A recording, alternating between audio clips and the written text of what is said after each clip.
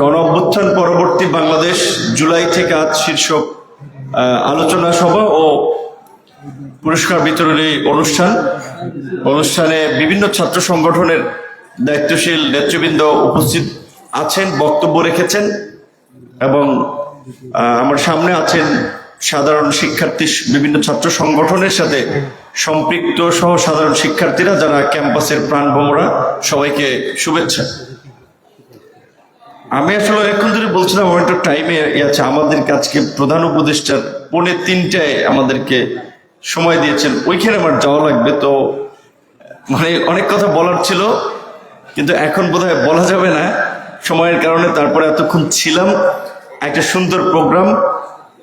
এবং মোল্লা বিনিয়ামিন কিছুটা বলেছে যে ঢাকা কলেজের সাথে আমাদের অনেক স্মৃতি আছে।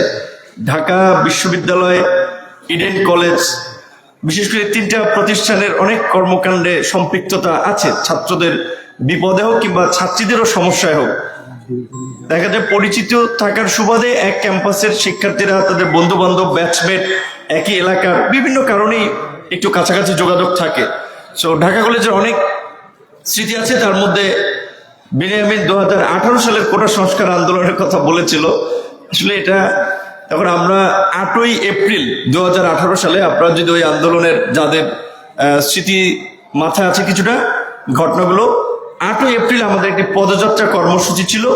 ওই দিন সংসদ চলছিল, আমাদের নাম ছিল পদযাত্রা, কিন্তু আমাদের প্ল্যান ছিল যে আমরা শাহবাগ অবরোধ করে বসে যাব এবং আমরা সংসদকে বাধ্য করবো একটা ঘোষণা দেওয়ার জন্য। তো ওই কর্মসূচির প্রস্তুতি হিসেবে আমরা বিভিন্ন ক্যাম্পাসে, এই নীলক্ষেত, শাহবাগ, ফার্ম গেট, বিভিন্ন যে কোচিং সেন্টারগুলো বিশেষ করে চাকরি প্রত্যাশীদের, সেগুলোতে আমরা ক্যাম্পেইন করেছি। তো ঢাকা কলেজে ক্যাম্পেইন করতে এসে সেই সময় তো এটা জানার কথা গত 16 বছরে কি পরিস্থিতি ছিল বিশ্ববিদ্যালয়ের কলেজের ক্যাম্পাসগুলো। বিশেষ করে ছাত্র দলের ঢাকা কলেজের আমাদের এক ভাই এখানে উপস্থিত আছেন, সদস্য সচিব মিল্লাত ভাই। তো তিনি দেখাইছেন তার এই থেকে এই পর্যন্ত কাটা ছিঁড়ে গেছে, গুলিবিদ্ধ। তো এটি ঠিক যে সবচেয়ে মানে হামলার জায়গা থেকে ছাত্র দল এবং শিবিরের লোকদের, তাদের তো মানে জরুরি অবস্থার মতো দেখা মাত্র গুলি, আর ছাত্র দল শিবির দেখলেই পিটাও, এবং পিটানোটা একটা অপ্রাতিষ্ঠানিক নিয়মে পরিণত হয়েছিল। আর আমরা যখন 2018 সালে এই কোটা সংস্কার আন্দোলনের মধ্যে দিয়ে ক্যাম্পাস ভিত্তিক কর্মকাণ্ডে অংশগ্রহণ করি, সেই সময় হয়তো ছাত্র দলের নেতা কর্মীরা অনেকেই আমাদের সাথেও ছিল, শিবিরের অনেকেই ছিল। যেহেতু আমরা যে কোনো পরিস্থিতির কারণে হোক, যে কোনো প্রক্রিয়ায় হোক, একটা আন্দোলনের মধ্যে দিয়ে কিছু ছাত্ররা একটু শিক্ষার্থীদের মাঝে নন ফেস হওয়ার ফলে ওরা হয়তো চিন্তা করছে যে 2-1বার চেষ্টা করেছে হামলা করে, হুমকি দিয়ে ক্যাম্পাস থেকে বিতাড়িত করার, কিন্তু যখন দেখেছে পারে নাই, তখন অনেক সময় মামলা করেছে, ধাক্কাধাক্কি করেছে, অপমান অপদস্থ লাঞ্ছিত করেছে। আবার অনেক ক্ষেত্রে মানে কিছুটা হাল ছেড়ে দিয়েছে যে না, এদেরকে মারলেও এরা যাবে না। আর বিশেষ করে 2019-এ ঢাকা বিশ্ববিদ্যালয়ের ডাকসু নির্বাচনে, ডাকসুর ভিপি হওয়ার পরে এবং সমাজসেবা সম্পাদক আক্তার হয়েছিল। সো আমাদের একটা প্রাতিষ্ঠানিক ক্যাম্পাসের পরিচিতি থাকার সুবাদেও আসলে ছাত্রলীগ হয়তো কিছু কিছু ক্ষেত্রে একটু হিসাব করতো যে বারবার এদেশে কিছু হইলে পত্রপত্রিকায় নিউজ হয়, ন্যাশনাল মিডিয়ায় নিউজ হয়, অনেক কারণে কিছু কিছু সময় ধাক্কাধাক্কি করেছে, মারামারি করেছে, আবার কিছু সময় সরে গিয়েছে। তো সেই ছাত্র অধিকার পরিষদের সেই পথ চলাটা আজকের এই গণ অভ্যুত্থানের পটভূমি তৈরিতে আমি মনে করি একটা বড় ধরনের সহায়ক ভূমিকা পালন করেছে। এবং বিশেষ করে এই গণ অভ্যুত্থানের ক্ষেত্রে যেই নন ফেস বা লিডার যাদেরকে দেখতে পাচ্ছেন, এটা অনেকেই জানেন যে তাদের অনেকেরই রাজনৈতিকভাবে হাতে খড়ি এবং তাদের রাজনৈতিকভাবে গড়ে ওঠাটা এই ছাত্র অধিকার পরিষদের মধ্যে দিয়ে। তো সেই ছাত্র অধিকার পরিষদের আজকে ঢাকা কলেজের প্রোগ্রাম আমার জন্য একটা সম্মানের, যে এখানে আমি প্রথমবারের মতো এই ধরনের আনুষ্ঠানিক কোনো প্রোগ্রামে আসতে পেরেছি। এর আগে রোজা একটা প্রোগ্রামে ওরা বলেছিল আসা সম্ভব হয় নাই। এবং আমি ধন্যবাদ জানাই যে বিশেষ করে যারা আজকে উপস্থিত হয়ে অংশগ্রহণ করে আজকের এই অনুষ্ঠানকে প্রাণবন্ত করেছেন। নাজমুল ঢাকা কলেজের শিক্ষার্থী এবং আমাদের যে ছাত্র সংগঠন ছাত্র অধিকার পরিষদের সাধারণ সম্পাদক, সভাপতি বিনিয়ামিন ঢাকা বিশ্ববিদ্যালয়ের পাবলিক অ্যাডমিনিস্ট্রেশনের ছাত্র। তারা দুজনেই 18 সালের কোটা সংস্কার আন্দোলনে গুরুত্বপূর্ণ ভূমিকা পালন করেছিল। নাজমুল কয়েকবার আসলে মানুষ যে রেটরিক ব্যবহার করে অনেকের ক্ষেত্রে, যে মৃত্যুঞ্জয়ী ছাত্রনেতা, সেটা যদি আমরা ব্যবহার করি, আমরা ঢাকা কলেজের সদস্য সচিব এই ভাইয়ের কথা, কারণ যেভাবে গুলি এইখান থেকে আরেকটা এইদিকে আসলে তো বাঁচা মরা নিয়ে শঙ্কা ছিল, এই সমস্ত মানুষকে আমরা বলতে পারি। নাজমুল আরো যদি কেউ আহত হয়ে থাকেন, আমি সরি সবার কথা জানছি না, যে কারণে আমি বলতে পারছি না, তার এটা হাতটা দেখালো এই কারণে বললাম। এবং নাজমুল প্রথম কোটা সংস্কার আন্দোলন 18 সালে কয়েক দফা মাইর খায়। কারণ আপনারা জানেন যে ছাত্র লীগের কুলাঙ্গারের, আমি কুলাঙ্গারই বলবো, যে কারণ আপনারা দেখেছেন 2018 সালের 30শে জুন লাইব্রেরির সামনে আমাদের একটি সংবাদ সম্মেলন ছিল। সেদিন কিভাবে হিংস্র জন্তু জানোয়ারের মতো হামলে পড়েছিল আমাদের কয়েকজনের উপরে।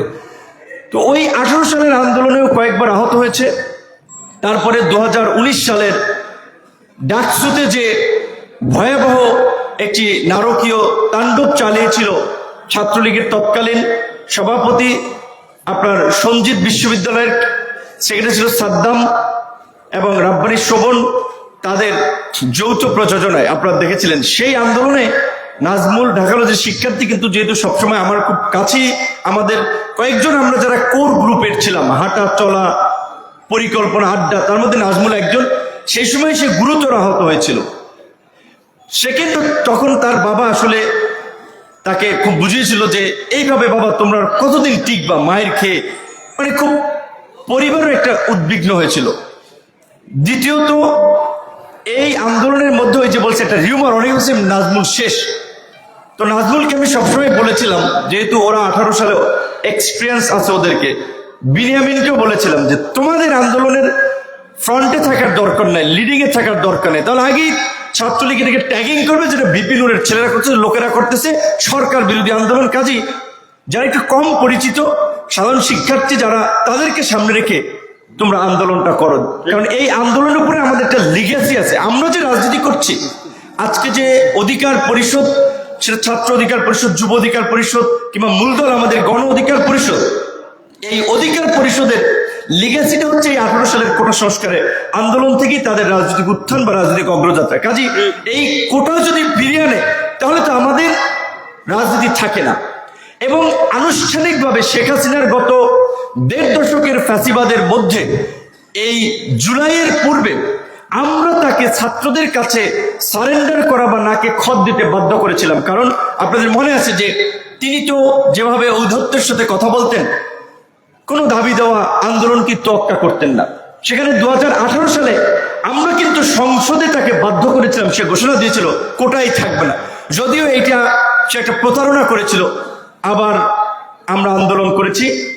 সেই মরা আন্দোলনকে চাঙ্গা করার জন্য বা জীবিত করার জন্য ঢাকা কলেজ সহ 7 কলেজের শিক্ষার্থী, মধুভাই এখানে নাই, গণফোরাম করে মধুভাই সহ নাজমুল, অনেকে তাদের 7 কলেজের শিক্ষার্থীদের, রেদওয়ানুল্লাহ আছে, ওদের একটা বড় ভূমিকা ছিল ঢাকা বিশ্ববিদ্যালয়ের পাশাপাশি। নাজমুল যদি ঢাকা বিশ্ববিদ্যালয়ের শিক্ষার্থী হতো তাহলে বোধহয় ও যে স্যাক্রিফাইস এবং এই আন্দোলনে যে রোল, তাতে হয়তো সে উপদেষ্টা হতো। কারণ প্রতিষ্ঠানের কারণে মায়ের খেয়ে গেছে, সত্যিকার অর্থে যেটা এই আন্দোলনে ঢাকা কলেজে অবশ্যই ছাত্রদল, শিবির, সব ছাত্র সংগঠন, ছাত্রফ্রন্ট, বাম টান, সবাই আপনারা এই ভূমিকা রেখেছেন।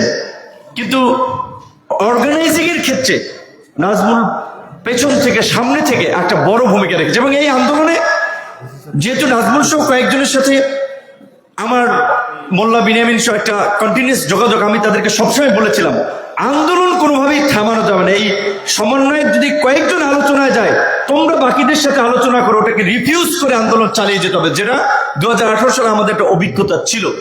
সো এখন সত্যিকার অর্থে এটা আমি বলতে চাই না, কারণ আমি নেতিবাচক আলোচনা করতে আমার মন চায় না এবং এই কথাগুলোতে আমি দূরে থাকতে চাই। কিন্তু এটা ঠিক যে হয়তো মানে ঢাকা কলেজের শিক্ষার্থী এবং পরিষদের সাথে থাকা নানান কারণে নাজমুল তার যথাযথ মূল্যায়নটা পায় নাই। তো আশা করি রাজনীতিতে একটা লং জার্নি, রাজনীতিতে কোনো শর্ট কোর্স নাই, সংক্ষিপ্তভাবে সফল হওয়ার রাস্তা নাই। রাজনীতি আপনার ডেডিকেশন, কমিটমেন্ট নিয়ে আপনি লেগে থাকবেন, আপনি মূল্যায়িত হবেন। দেখেন আজকে বিএনপির কথা ধরেন, বিএনপির তারেক রহমান অত্যন্ত একটা ক্রিটিক্যাল সময়ে বাধ্য হয়ে দেশ ত্যাগ করেছেন। তিনি যদি 16 বছরে বিএনপির হাল না ধরতেন, আওয়ামী লীগের সাথে যদি কম্প্রোমাইজ করতেন বা বিভিন্নভাবে মানে হাল ছেড়ে দিতেন, তাহলে আজকে যে বিএনপির ব্যাপক একটা সম্ভাবনা তৈরি হয়েছে, এটি কিন্তু তৈরি হতো না। এবং উনি নিজে যেই পরিস্থিতির মধ্যে দিয়ে গিয়েছেন, তারপরে হাল ধরে রেখেছেন। আজকে কিন্তু অলিখিতভাবেও সরকারও কিন্তু এটা বোঝে, দেশ চালাতে হলে তার 1 নম্বরে বিএনপিকে প্রায়োরিটি দিতে হচ্ছে। এটা বাস্তব। সেকেন্ড হচ্ছে, এখানে যেই জামাত নিষিদ্ধ ছিল, জামাত শিবির প্রকাশ্যে একটা প্রোগ্রাম করতে পারতো না, মিছিল মিটিং করতে পারতো না, তারাও প্রায়োরিটি পাচ্ছে। তারপরে যাই হোক অন্যরা প্যারালালি মূল্যায়ন পাচ্ছে। সো এইটা বলছি যে এই সংক্ষিপ্ত সময়ে আক্ষেপের কিছু নাই যে আমরা এই সময় পেলাম না বা এই সময় মূল্যায়নটা পেলাম না। রাজনীতিতে যদি আপনি লেগে থাকেন, ওই যে বলছে যে রাজপথের ঘাম এবং রক্ত কখনো বেইমানি করে না, শুধু তারা মূল্যায়ন পাবে। তো যেটা বলছিলাম যে অনেক কথা বলার ছিল, কিন্তু আমার সময়ের কারণে সংক্ষেপ করতেছে। সর্বশেষ যে কথাটা আমি বলতে চাই, আজকের আলোচনার কেন্দ্রিক যে জুলাই থেকে আজ, জুলাইয়ে যে আমাদের স্পিড এবং আকাঙ্ক্ষা ছিল, এটা আপনারা সবাই জানেন। এই ফ্যাসিবাদী রাষ্ট্র এবং স্বৈরাচারের পতনের মধ্যে দিয়ে আমরা আমাদের পছন্দের, আমাদের আকাঙ্ক্ষার একটা বাংলাদেশ, একটা সমাজ, একটা রাষ্ট্র, একটা রাজনৈতিক পরিবেশ তৈরির জন্য আমরা দলমত নির্বিশেষে সবাই রাজপথে নেমেছিলাম। এবং যেই আন্দোলনে একজন পথশিশু থেকে শুরু করে বাসের হেল্পার, ফুটপাতের হকার, সবজি ব্যবসায়ী, মাছ ব্যবসায়ী, গার্মেন্টসের শ্রমিক, বিভিন্ন শ্রেণী পেশার মানুষ সম্পৃক্ত হয়েছিল। কিন্তু এটা ঠিক যে এই জুলাইয়ের গত 11 মাসেও আমরা সেই সাধারণ মানুষের যে প্রত্যাশা, তাদের যে চাওয়া পাওয়াটা, তাদের যে অর্থনৈতিক এবং সামাজিক নিরাপত্তা কিংবা অগ্রগতির ক্ষেত্রে সরকারের যে ভূমিকা, উপদেষ্টা পরিষদের যে ভূমিকাটা নেওয়ার কথা, আমরা সেটি দেখতে পাইনি। সহজ হিসেবে আমি মিলাতে চাই, এই দেশের রিক্সাওয়ালা, শ্রমিক, খেটে খাওয়া মানুষ অসুস্থ হয়ে যে চিকিৎসা নিতে যাবে ঢাকা মেডিকেলে, জেলা পর্যায়ে জেলার হসপিটালগুলোতে, সরকার দ্বিকক্ষ বিশিষ্ট সংসদ করবে, একই ব্যক্তি 2 বারের বেশি প্রধানমন্ত্রী থাকতে পারবে না, এই ধরনের অনেক সংস্কার আছে। কিন্তু মানুষের যে প্রাত্যহিক এবং সাধারণ খেটে খাওয়া মানুষের সামনে যে দৃশ্যমান কিছু পরিবর্তনের সুযোগ এই সরকারের ছিল, সেটি আমরা খুব বেশি সরকারকে দেখতে পাই নাই। যে আমরা হচ্ছে হসপিটালগুলোতে, যদি এটা হয়তো যে এই পরিস্থিতির পরে বাংলাদেশের হসপিটালগুলোর অন্য রকমের পরিস্থিতি, ডাক্তাররা কেয়ার দিচ্ছে, মানুষ যাওয়া মাত্রই ভর্তি হতে পারছে, চিকিৎসা পাচ্ছে, সেটা পরিস্থিতি কিন্তু আমরা দেখতে পাচ্ছি না।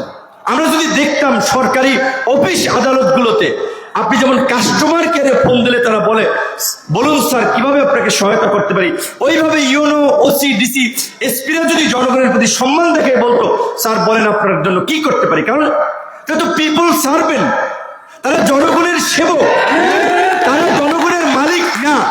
জনগণের ভ্যাট ট্যাক্সের পয়সায় তাদের বেতন হয়, গাড়ির তেল হয়, এবং জনগণের সেবা করার জন্য তারা এই সমস্ত প্রতিষ্ঠানগুলোতে বসে আছে। তো এইখানে যদি আমরা একটা ব্রেক থ্রু করতে পারতাম, মানুষ দেখতো যে এই গণঅভ্যুত্থানের পরবর্তী নোবেল লরিয়েট, আন্তর্জাতিক খ্যাতি সম্পন্ন আমাদের প্রধান উপদেষ্টা ডক্টর ইউনূসের সরকার বাংলাদেশের এই যুগান্তকারী পরিবর্তন করেছে। দেখ, এই সমস্ত পরিবর্তন কিন্তু হয় না। এইখানে আপনারা বক্তারাও বলেছেন, আমি রাজনৈতিক নেতৃত্ব অনেক আলোচনায় যাই, অনেকের আলোচনায় এই হতাশার গল্পগুলো উঠে আসে। যেই কারণে আমি সর্বশেষ আমার কথাটা আমি এভাবে শেষ করতে চাই। ওই কবিতার 3টা আপনার লাইনের মতো, ওরে নবীন, ওরে আমার কাঁচা, ওরে সবুজ, ওরে অবুজ, আদমরাদের ঘামেরে তুই বাঁচা। বাস্তবিক অর্থে বাংলাদেশের গত জুলাইয়ের পরে যে 50 বছরের রাজনীতি, সেটা কার্যত ফেল করেছে আমাদের রাষ্ট্র হিসেবে বাংলাদেশকে বিনির্মাণ করতে। যেই কারণে এখন রাষ্ট্র পুনর্গঠনের আলোচনা হচ্ছে, আলাপ হচ্ছে। কাজী জুলাইয়ে আপনারা যেভাবে দল মত নির্বিশেষে ফ্যাসিস্টের পতন এবং নতুন বাংলাদেশের স্বপ্ন নিয়ে আপনারা রাজপথে ঐক্যবদ্ধভাবে লড়াই করেছিলেন আগামীর বাংলাদেশ বিনির্মাণে এই ভঙ্গুর রাষ্ট্রকে পুনর্গঠন করার জন্য আপনাদের আওয়াজটা জারি রাখতে হবে। আজকে কেন 11 মাসে কলেজ বিশ্ববিদ্যালয়গুলোতে ছাত্র সংসদ নির্বাচন হয় নাই? ছাত্র সংসদ নির্বাচন যদি হতো, আপনাদের নিশ্চয়ই আপনারা জানেন, আপনাদের কলেজের ঢাকা কলেজ বাংলাদেশের প্রায় 200 বছর একটা পুরানো কলেজ, তার একটা ঐতিহ্য আছে, ইতিহাস আছে। এরকম বিভিন্ন কলেজগুলো আছে, Jessore MM college, Barishal BM college, এই সমস্ত কলেজের ছাত্র নেতারা যারা BPGS ছিল, জাতীয় রাজনীতিতেও কিন্তু তাদের একটা অবস্থান বা গুরুত্ব তৈরি হয়েছে। তো আমরা বলছিলাম যে অভ্যুত্থানের পরে অন্তত ছাত্র সংসদ নির্বাচনগুলো হওয়ার মধ্যে দিয়ে শিক্ষা প্রতিষ্ঠানে একটা সুন্দর পরিবেশ তৈরি হতে পারতো, ভবিষ্যৎ নেতৃত্ব তৈরির একটা ট্রেন্ড চালু হতে পারতো। কিন্তু এখন পর্যন্ত কোনো একটা কলেজ বিশ্ববিদ্যালয়ে ছাত্র সংসদ নির্বাচনের আওয়াজ খুব বেশি আমি দেখি নাই। জাহাঙ্গীরনগর বিশ্ববিদ্যালয়ে সবার আগে আওয়াজ দেখেছিলাম, আবার বন্ধ হয়ে গেছে। ঢাকা বিশ্ববিদ্যালয়ে তোড়জোড় করছে, বাট আমি জানি না আদৌ নির্বাচনটা হয় কিনা। আমি সর্বশেষ এই কথাটি বলতে চাই বিভিন্ন ছাত্র সংগঠনের নেতৃবৃন্দকে উদ্দেশ্য করে, এখন একটা ছাত্র সংসদ নির্বাচন হলে যারাই জিতুক, ভবিষ্যতেও আপনাদের সম্ভাবনা তৈরি হবে। আমি সর্বশেষ যেটা বলতে চাই, বিরোধী দলের রাজনীতি করার কারণে অনেক ছাত্র সংগঠনের নেতৃবৃন্দের বয়সের গ্যাপের কারণে তারা দেখা যায় ছাত্র সংসদ নির্বাচন হলে অনেকের সুযোগ পাবে না। যেমন আমার কোথায় ধরেন, নিজের ঢোল একটু নিজে পিটাই, এই কোটা সংস্কার আন্দোলনের তো আমরা ওয়ান অফ দ্য পাইওনিয়ার ছিলাম। তাহলে ওই যে বলা আছে, ফুটবলের 90 মিনিট খেলার মতো 80 মিনিট আপনি যতই দৌড়াদৌড়ি করেন, যতই বল পাস করেন, কৌশলে খেলেন, শেষে যদি সারাদিন যার খোঁজ নেয় একজনে গোল দিয়ে দিতে পারে, মানুষ কিন্তু তাকে নিয়ে একটু মাতামাতি করে যে গোলটা ওই এখন কিছু করেন নাই। আমি নিজে 19শে জুলাই গ্রেপ্তার হয়েছিলাম এই আন্দোলনের জন্য। এই প্রেক্ষাপট তৈরিতে নাজমুলের মতো আমার সহযোদ্ধা, এই যে মোল্লা বিনিয়ামিন, এই মাসুদ, এই যে 14 জুলাই সে অফিসে যাওয়ার পথে সেও এই হামলার মধ্যে পড়ে গেছে, পিটাইছে। মোল্লা বিনিয়ামিন আমার চেয়ে বেশিবার জেল খাটছে। তার সাথে ছাত্র দলের নেতারা তো জেলে গেছে, শিবিরের লোকেরা তো জেল তাদের জন্য নিয়মিত কাজ, রুটিন কাজ হয়ে গিয়েছিল, কারণ তাদেরকে ধৈর্য জেলে টেলে দিতই। অনেকে বলে আসছে আমাকে, ভাই মোল্লারে যে কষ্টে রাখছে, ফাঁসির ছেলে রাখছে মানসিক যন্ত্রণা দেওয়ার জন্য, যাতে ও বাইরে রাজনীতি ছাইড়া দেয়। তো এই মোল্লা বিনিয়ামিন, নাজমুল, এরা না থাকলে তো আমি এই জায়গায় আসতে পারতাম না। এবং আমাদের যে স্যাক্রিফাইস, কত হামলা মামলা, সুযোগ, ডাকসুর ভিপি 28 বছর পরে একটা ইলেকশন হয়েছে, সুযোগ সুবিধার রাজনীতি করলে অনেক বেনিফিট নিতে পারতাম, কিন্তু মানুষের প্রতি দায় এবং দরদের দায়বদ্ধতা থেকে আমরা লড়াইটা চালিয়ে গেছি, আমরা কোনো কম্প্রোমাইজ করি নাই। কিন্তু আমরা কি জুলাইয়ের পরে আমরা নিজেরাই বা কতটুকু মূল্যায়িত হয়েছি? তারপর আমরা বিশ্বাস করি যে আমরা রাজনীতি করতেছি, টুডে অর টুমরো আমরা মূল্যায়িত হব। সো এই জন্য বলছি যে ছাত্র সংসদের বিরোধী দলের সাথে সম্পৃক্ত থাকায় অনেকের ছাত্র সংসদের সুযোগ না হলেও আপনাদের যে অবদান এই জুলাইয়ের কারণে জাতীয় রাজনীতিতে আপনাদের জন্য ভালো সম্মানজনক জায়গা ভবিষ্যতে তৈরি হবে। কিন্তু সবাই ছাত্র সংসদ নির্বাচনটার বিষয়ে আপনারা একটু ঐক্যবদ্ধভাবে আওয়াজ তুলুন।